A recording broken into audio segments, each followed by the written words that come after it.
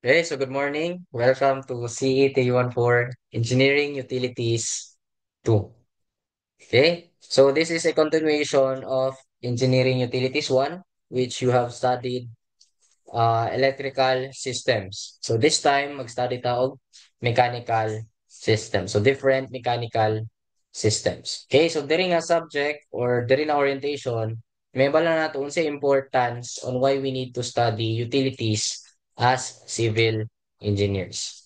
Okay, so when we design a building, siyempre, ang building na siya purpose. And to support the building, natay different utilities. Okay, so unsa man ni siya nga mga utilities, may bala nato dre.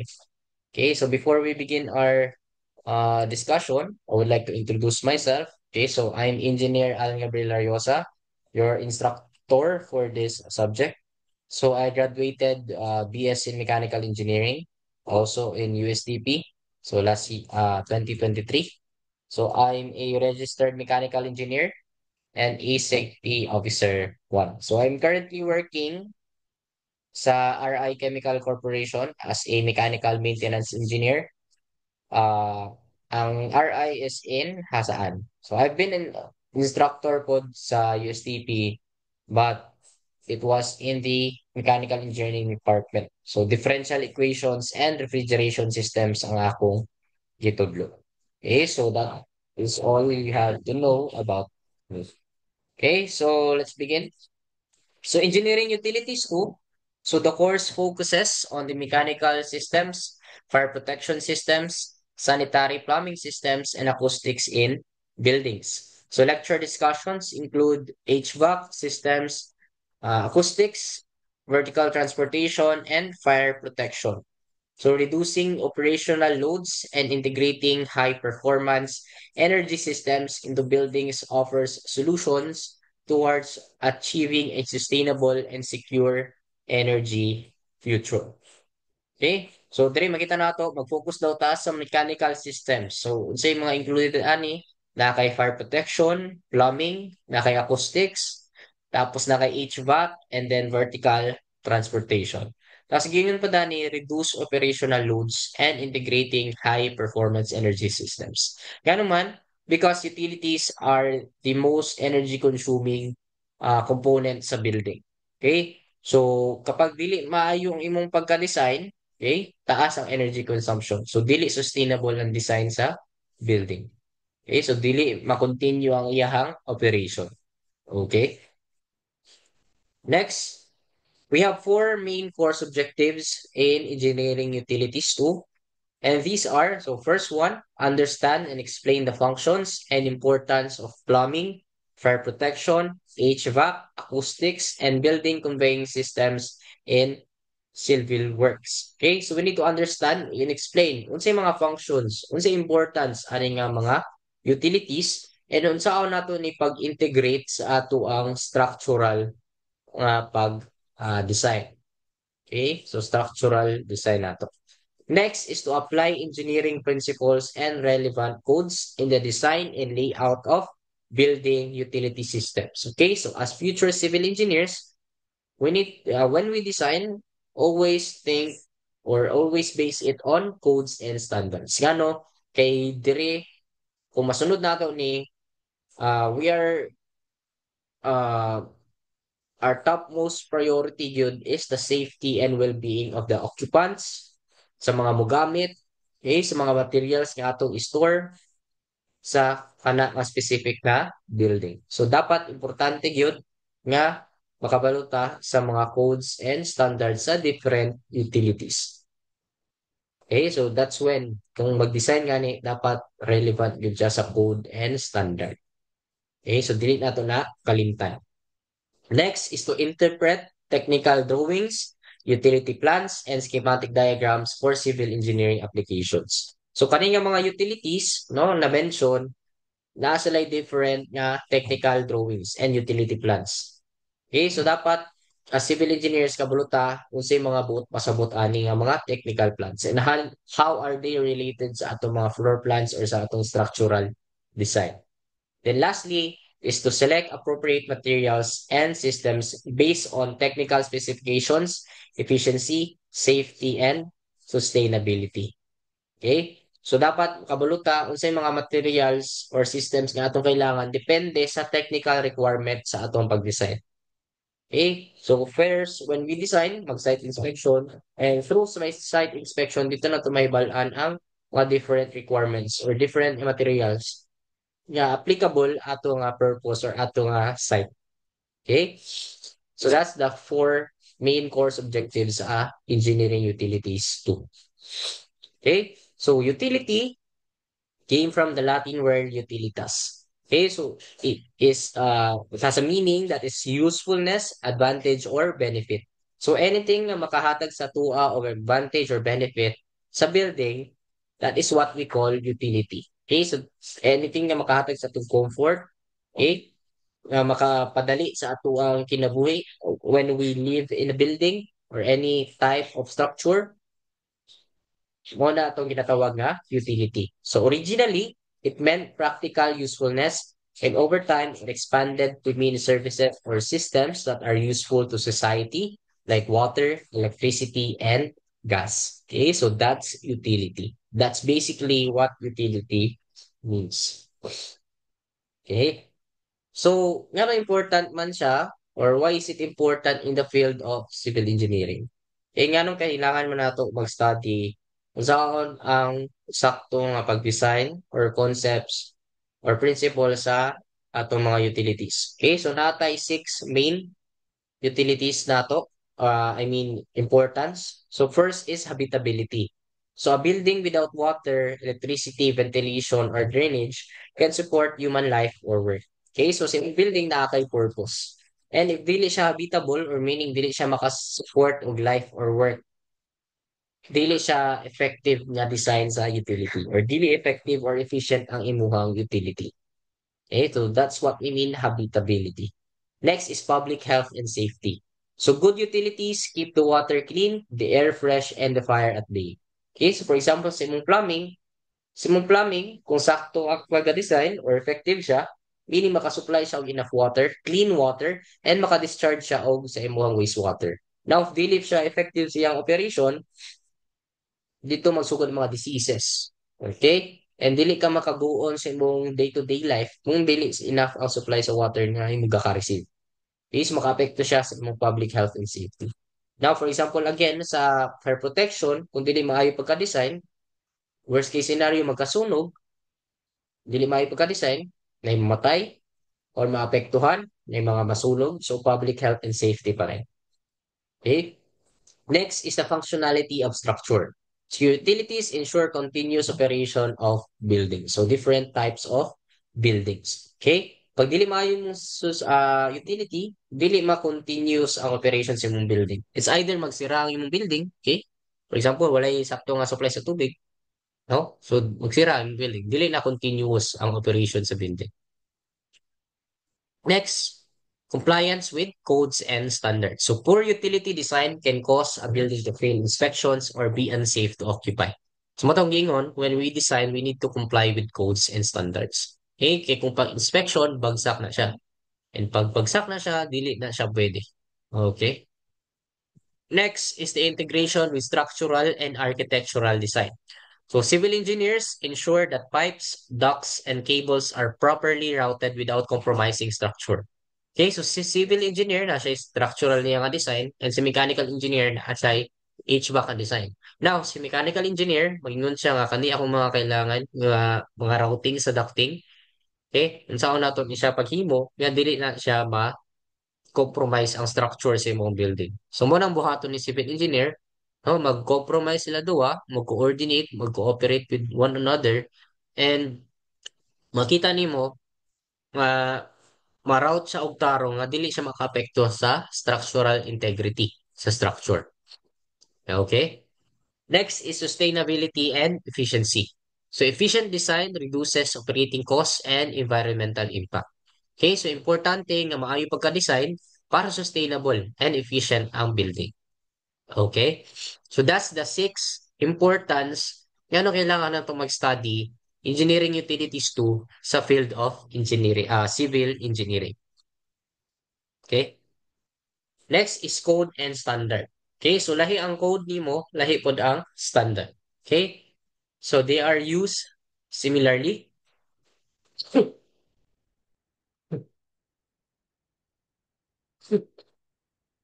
Uh, excuse me.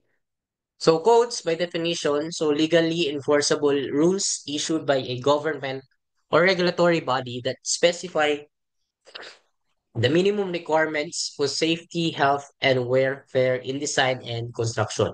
So these are legal documents created or implemented by government agencies or regulatory bodies, okay, para ma-ensure na masunod nimo and para sa safety and welfare or well-being sa mga mogamit or sa design and sa construction to ensure na structurally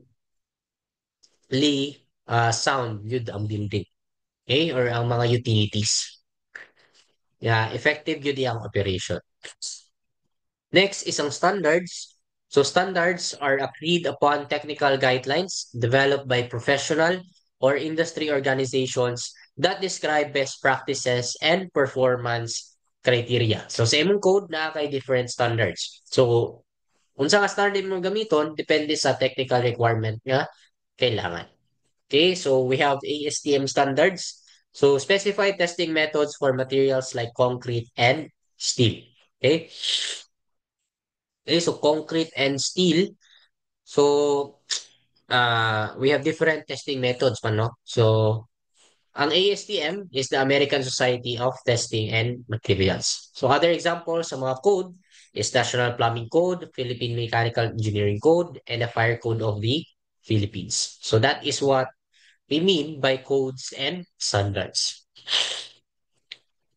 Okay, so we have 5 topics nga ma-discuss throughout sa ato ang pag-study sa Engineering Utilities 2. The first one is plumbing. So objective number 1 is to analyze the components and operation of potable water supply and sanitary drainage system in buildings, including sourcing, storage, treatment, and distribution. So may bala nato unsay mga different components, mga fittings, fixtures sa ato ang plumbing and unsay mga operation sa potable water supply and drainage nimo sa including sa source, sa storage sa imong water, the treatment nga involved and the distribution. Okay? Next is to interpret plumbing plans and diagrams using appropriate symbology and conventions based on national and international plumbing code. Okay, so of course, we need to be able na makabulutaan sa pag-interpret sa mga plumbing plans and diagrams based on sa code and sa standard. Okay, ma-integrate na siya sa ato ang structural design. So next one is to design a basic plumbing layout for a residential or commercial structure that complies with the National Plumbing Code of the Philippines, addressing water conservation, flow efficiency, and sanitary requirements.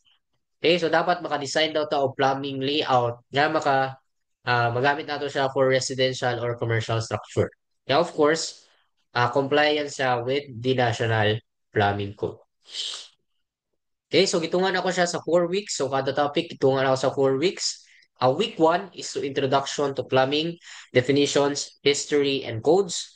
Week 2 is to water supply system design, sizing, layout, and components. Week 3, drainage, waste, and vent systems. And week 4, plumbing fixtures and sustainable water practices. Okay, so that's for plumbing. Next nato is fire protection. So objective number 1, so describe the behavior of fire and the importance of active and passive fire protection systems in mitigating risk and enhancing building safety. Okay, so we need to be able uh, to familiarize the behavior of fire and unsa ang mga elements nga maka-create of fire. Okay, so naatay ginatawag nato nga fire triangle. See, so tulo ka materials or components nga kung mawala ang isa sa side sa triangle, dili ka maka-form og fire. Unsa man siya? Fuel, heat, and oxygen. Kung mawala ang isa, dili ka maka-create og fire. Next is to differentiate between the fire detection, alarm, suppression, and escape systems and assess their appropriate applications in building types. And lastly, develop a fire protection plan, including sprinkler layout, fire extinguisher placement, and evacuation routes in accordance with the Fire Code of the Philippines and NFPA standards. Okay, so kailangan nato maka-develop ta og fire protection plan and maka-calculate og sprinkler layout. Okay? So week one for fire protection, principles of fire and life safety, fire code overview. Week two, fire detection and alarm systems.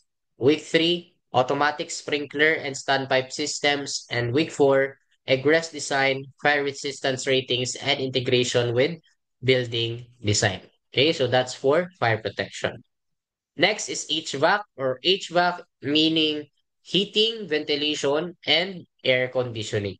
Okay, so our objectives for HVAC explain the thermodynamic principles behind air conditioning and ventilation systems, including the refrigeration cycle, psychometrics, and heat transfer. So dapat ma-explain nato unsay mga thermodynamic principle or how heat transfer works. Okay, so we need also to identify and compare types of HVAC systems. Okay, so that are different types of HVAC systems and magdepende siya sa building application. Okay, so applicable ba sa ani? Ana. Okay, so matun-an nga pa nato na. Next, to calculate basic cooling and heating loads and propose an HVAC layout that ensures thermal comfort and indoor air quality while promoting energy efficiency and compliance with ASHRAE standards. So calculate the basic cooling and heating load. Okay? So when we calculate the heating load or cooling load, what pasabot na i-calculate nato ang total nga heat nga mag-give off sa isa ka building. For example, sa isa ka classroom. Sa mga things na nag-give off of heat. Siyempre kita, tao, nag-give off of heat. Atong ilang mga electric fan, okay, mga suga na to, okay, mga gadgets. So tanan na give off og heat. Kung i-total na nimo, diha may bala nato unsay capacity sa aircon nga atong dapat magamit. Okay? So week one for HVAC, we have fundamentals of HVAC and thermal comfort. Week two, air conditioning system types. We have centralized, split type, and VRF. Week three, heat load estimation and ductwork design basics. And week four, energy efficiency, indoor air quality, and building integration. Okay, so that's for HVAC. Next, acoustics. So acoustics is the study of the behavior of sound. Okay, so first one is to understand the properties of sound and its propagation in closed spaces, including reflection, absorption, transmission, and reverberation. Okay, so when we say reverberation, this is just like reflection, but many times nga ma-reflect. So this is causes echo na itong madunggan. So apply acoustic principles in selecting materials and construction details to manage noise and enhance sound quality. Okay, so different materials, different purpose sa mga building. So example, lahi ang sa library, lahi ang sa theater, okay? So lahi sa hospital baka sa mall, okay? Next is to evaluate building layouts for potential acoustic issues and recommends design strategies for noise control, insulation, and compliance with acceptable decibel thresholds. Okay, so evaluate nato ang mga building layout unsa may mga potential nga acoustic issues or and makarecommend ta unsay mga maayo nga buhaton to uh, ma-comply ang acceptable decibel thresholds nga kana nga specific na building. Okay? So week 1 sa acoustics, we have sound properties and acoustical terminology. And week 2, we have sound transmission and insulation materials. Week 3, room acoustics, reverberation, absorption, and diffusion. Week 4, noise control in building utilities and site planning. Okay, so that's for acoustics. Last but not the least, we have building conveying systems. So we have to recognize the types, components, and mechanisms of elevators, escalators, dumbwaiters, and moving walkways used in modern buildings. Okay, so i-recognize natin sa mga different types, o sa mga components and mechanisms, nga nung mag-work siya nga na. Okay, so natin mga gears, pulleys, wire ropes, and different mechanical components pa. And next is to determine the appropriate type, capacity, and speed of conveying systems based on building occupancy, function, and vertical travel requirements. Okay, unsay mga appropriate type na gamit dapat ana and capacity, then speed of conveying systems based on building occupancy, function, and vertical travel requirements. Next is to create a conceptual conveying system plan for a mid-rise or high-rise structure that adheres to building code requirements, accessibility laws, and safety standards. Okay? So that's for your building conveying systems. Then for week one, we have to introductions of vertical transportation, elevators and escalators. Week two, elevator types, components, and safety systems. Week three, escalators, moving walkways, and accessibility systems. Week four, design integration, shaft requirements, load consideration, and coordination with civil works. Okay, so that's for your building conveying system. So sa itong lima, we have plumbing, fire protection, HVAC, acoustics, and building conveying system. So kanang alima, muna ang some of the utilities that we use in a building and muna itong ma-discuss for engineering utilities too. Okay, so I hope that we learned a lot in this orientation and see you on the next class. So thank you everyone and have a good day.